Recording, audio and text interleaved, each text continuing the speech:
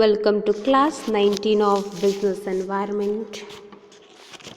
In today's class, we are going to study regarding economic, labor and industrial laws relevant to business. And this is your last topic of third chapter. So under that, we are going to study the first relevant law, so that is Security Contract Act 1956. So this came into force on February 20, 1957. So why it was or this act was passed? So this was passed to monitor the transaction in company securities.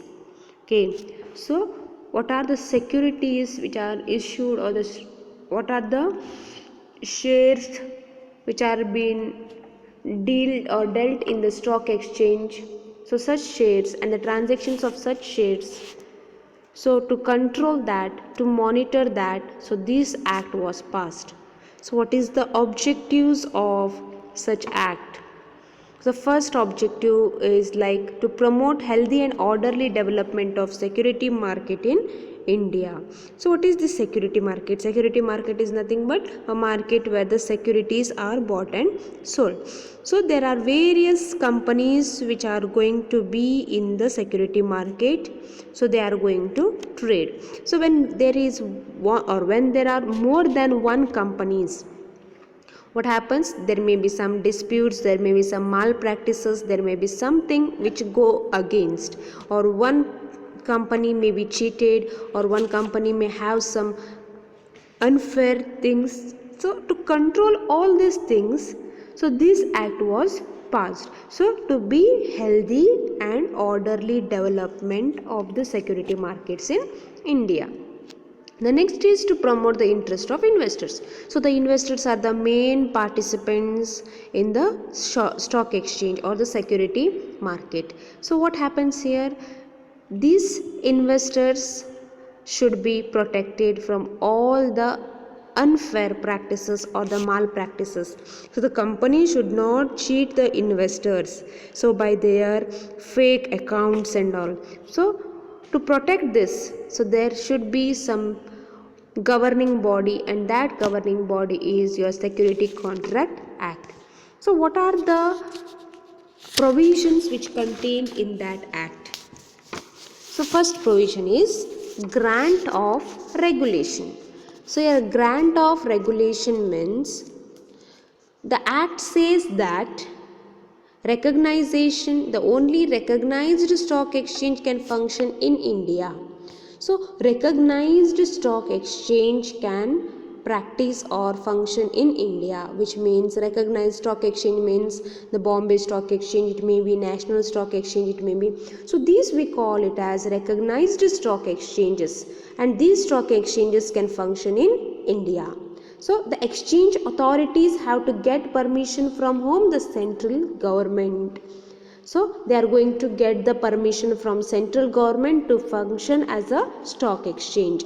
So the exchange authorities. So exchange authorities means your SEBI. SEBI is the exchange authority. So this authority is going to get the permission from the central government to function as a stock exchange. So for that, it has to submit some required information to get its recognition. Okay, to get its recognition, what it has to do? It has to submit some required information. So I repeat. So this act says that you have to, this recognized stock exchanges which are there, like National Stock Exchange, Bombay Stock Exchange. So these stock exchanges can practice or function in India, and for that the exchange authorities or like SEBI, they have to take permission from the central government and submit some necessary information to get recognition. The next is submission of returns. So what is this submission of returns? So here returns in stock exchange means the money, or we can say the financial returns, the money made or lost on any investment. So that we call as Returns. So submission of returns. Stock exchange sends the information about the periodical returns to SEBI. So stock exchange, the authority for the stock exchange is SEBI, or the governing body is SEBI, and what they do is they are going to send the information or the periodical information regarding the returns to the SEBI, and this is been prescribed in the act itself. So the exchange also has to preserve important records for a period of 5 years. So all the records and returns of 5 years, so they have to submit it to SEBI. The next is power to give directions. So it is in the hands of central government. So central government can give the direction. So it has to give powers to central, the act gives power to central government to direct stock exchanges. So direction is given by the stock exchange with regards to management of stock exchange. Management of stock exchange means here, so the overall activities of stock exchanges are managed by the executive committees, and this executive committee is supported by the advisory committee, listed committee, default committee, etc. So these all committees makes a management. Okay, and the prescribed duties and powers, so of this executive committee differs from exchange to exchange. So this powers and duties for management, it is given or prescribed by the stock exchange or the central government to prescribe duties of and powers for the management of stock exchange. The next is power to suspend business of stock exchange. So central government has a power to suspend the business of stock exchange. So why it is going to suspend? So if there is any malpractices, or if the company is going to show the highest profit even though they have the worst performance, so they show the highest profit and they are going to cheat the people or the investors to invest in their company, like window dressing we say, right? So what happens, this is one of the malpractices or the manipulation of accounts when they are going to conduct. So if it comes to the knowledge of the central government, so immediately they are going to suspend the business of stock exchange. So central government has a power to suspend the business in stock exchange. So when they are going to suspend, so when there is an emergency, or we can say in a case of any emergency situation. So emergency situation in sense, if the company has manipulated, if the company has manipulated the accounts, if the company has conducted any malpractices, unfair trade practices, in such case they are going to suspend. The next is power to make listing compulsory. So yes, only the listed shares can be traded in the stock exchange. So now, based on the performance of company, performance of the company, the stock exchange will list the company shares in the stock exchange. So what is this listing? Listing is nothing but the company shares will be in the list of stock exchange, and it is compulsory for the public limited companies to have the to get their shares listed.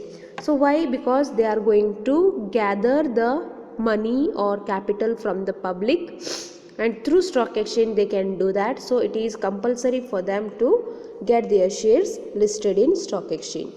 The next is power to replace governing body. So who has the power to replace governing body? So central government has a power or authority to replace the governing body. So when they can replace, suppose if the government body is not functioning properly, so the central government has the authority to direct the reconstitution of the governing body or to replace the management of the stock exchange. Then approval of bylaws. What is bylaws? So regulations made by the local authority to control the action of its member, we call it as bylaw. So the act says that the bylaws of exchange and any modification in that are to be approved by SEBI. Suppose you want to make changes in these bylaws, so you have to get the permission or approval from SEBI. The next is power to obtain information and conduct inquiry. So whenever you are required to get the information, or central government and SEBI, so they have the power to call any information regarding the function of stock exchange. So the act has given authority to SEBI and government to conduct inquiry regarding the functioning of stock exchange. Thank you. In the next class, we'll deal with some other laws relevant to business.